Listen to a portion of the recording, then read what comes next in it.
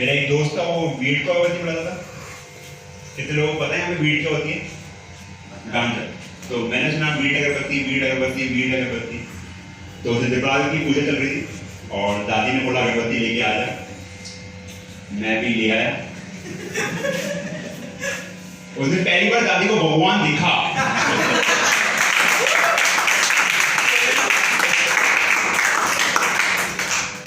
वो भी जीसस।